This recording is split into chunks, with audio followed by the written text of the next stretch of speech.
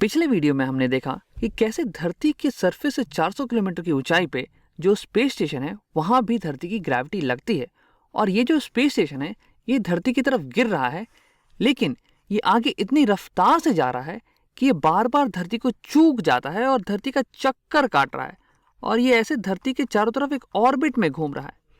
अब इस वीडियो में हम ये पता लगाएंगे कि ये कितनी वेलोसिटी होनी चाहिए इस ऊंचाई पे ताकि ये हमेशा धरती का चक्कर काटता रहे और कभी धरती की तरफ गिरे ही नहीं। और हमें ये पता है कि हमारा स्पेस स्टेशन धरती का चक्कर काट रहा है एक सर्कुलर पाथ पे, और सर्कुलर मोशन के चैप्टर से आपको ये याद होगा कि अगर कोई भी बॉडी सर्कुलर मोशन करे, एक सर्कल पे चले किसी स्पीड v से, तो उसकी एक सेंट्रीपिटल एक्सेलरेशन होती है, एक सेंटर की तरफ एक एक्सेलरेशन होती है और वो एक्सेलरेशन का मैग्नीट्यूड वो बराबर होता है, आइए इसे लिख लेते हैं, AC is equal to V square by R के, जहाँ पे v होगी उसकी स्पीड जिससे कि वो जा रहा हो और r होगी उसकी रेडियस, उस सर्कल की रेडियस जिसपे वो जा रहा हो। और हमारे स्पेस स्टेशन के केस में ये रेडियस की वैल्यू हो जाएगी धरती के रेडियस प्लस 400 किलोमीटर, क्योंकि हमारा जो स्पेस स्टेशन है वो धरती के सतह से, सरफेस से 400 किलोमीटर की ऊंचाई पे है और धरती के सेंटर का गोल चक्कर काट रही है। तो उसकी वैल्यू क्या आएगी? तो देखिए, धरती के रेडियस की वैल्यू है 6371 किलोमीटर और इसमें हम 400 जोड़ देंगे तो हमारे पास आया था पिछले बार 6771 किलोमीटर्स। अब ये तो होगी रेडियस की वैल्यू। अब दूसरी बात ये कि हमारा जो स्पेस स्टेशन है उस पर बस एक ही फोर्स लग रहा है और वो है ग्रेविटी का फोर्स।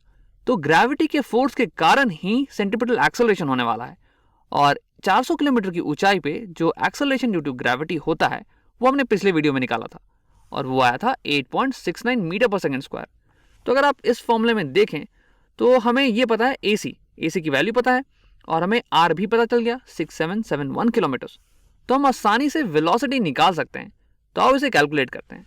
अब हम क्या करेंगे कि रेडियस को दोनों साइड मल्टीप्लाई कर देंगे ताकि ये रेडियस कट जाए और यहाँ पे रेडियस और AC एक जगह पे आ जाए और वेलोसिटी एक जगह पे। अब इसे उलट करके लिख देते हैं हम लोग, velocity square is equal to R into AC, और अगर इसमें वेलोसिटी निकालूं तो वो आ जाएगा velocity is equal to root over R into AC।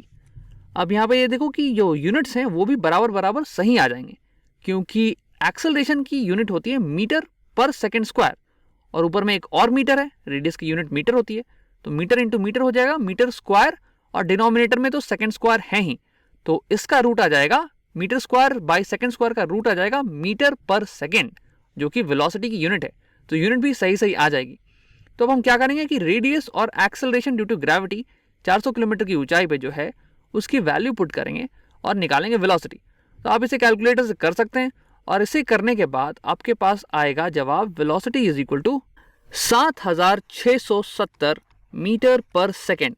यानी कि ये जो स्पेस स्टेशन है ये एक सेकेंड में इतनी दूरी आगे चला जाता है, 7.6 किलोमीटर अप्रॉक्स आगे चला जाता है। अगर ये इस दिशा में जा रहा है तो ये 7.6 किलोमीटर एक सेकेंड में ही भाग जाएगा।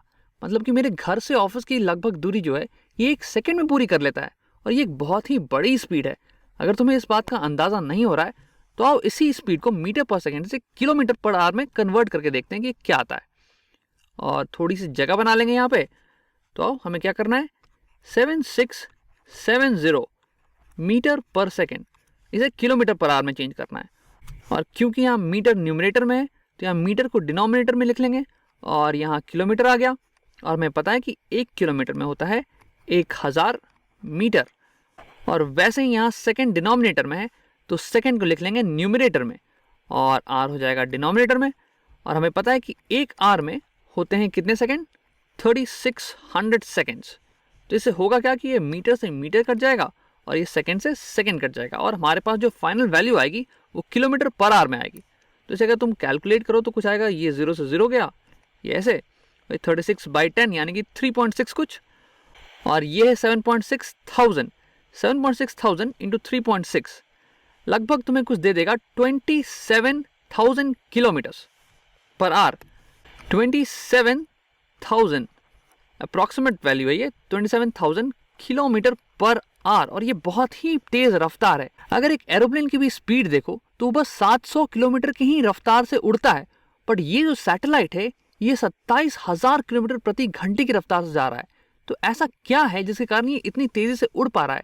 क्योंकि एरोप्लेन को 700 किलोमीटर प्रति घंटे की रफ्तार मेंटेन करने के लिए बहुत बड़े बड़े इंजन्स की जरूरत पड़ती है। लेकिन ये तो बहुत बड़ा है, ये तो एरोप्लेन से और भी ज़्यादा बड़ा है और इसमें तो कोई इंजन भी नहीं है। तो फिर ये इतनी तेज़ रफ्तार कैसे मेंटेन कर पा रहा है? तो असल में हो क्या रहा है कि हमारा जो एरोप्लेन है वो अर्थ के इन्वायरमेंट में है और वहाँ पे बहुत सारे एयर पार्टिकल्स हैं, एयर मॉलिक्यूल्स हैं।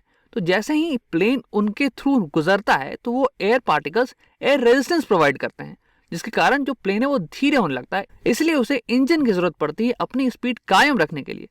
लेकिन हमारा जो स्पेस स्टेशन है ये तो बाहर है, अर्थ के एटमॉस्फेयर के बाहर है और यहाँ पे ऑलमोस्ट वैक्यूम है। यहाँ पे बिल्कुल भी हवा नहीं है, एयर पार्टिकल है ही नहीं एयर रेजिस्टेंस देने के लिए। इसलिए ये जो स्पीड में है उस स्पीड को मेंटेन कर पाता है बिना किसी इंजन की मदद से। और अगर यहाँ पे ग्रेविटी भी नहीं होती तो हमारा जो स्पेस स्टेशन है वो एक सीधी लाइन पे हमेशा बस चलता ही चला जाता। क्योंकि यहाँ पे ग्रेविटी है तो इसलिए उसका जो पाथ है ये कर्व हो रहा है और ये एक सर्कुलर पाथ पे ऑर्बिट कर रहा है हमारी धरती के। और आखिरी में मैं तुम्हें एक इंटरेस्टिंग चीज बताना चाहूंगा। अगर इस स्पेस स्टेशन को धरती का चक्कर काटना है इस ऊंचाई पे 400 किलोमीटर की ऊंचाई पे, तो इसे ये जो स्पीड है 7670 मीटर पर सेकंड की स्पीड ये मेंटेन करनी पड़ेगी, ये कायम रखनी पड़ेगी। इसे ना कम करना पड़ेगा ना ज्यादा, क्योंकि अगर इसने अपनी स्पीड कम की तो ये जो स्पेस स्टेशन है ये धरती का चक्कर काट काट के धीरे धीरे धरती की ओर गिरती रहेगी और ये गिर जाएगी, फाइनली स्पाइरल इन करके गिर जाएगी।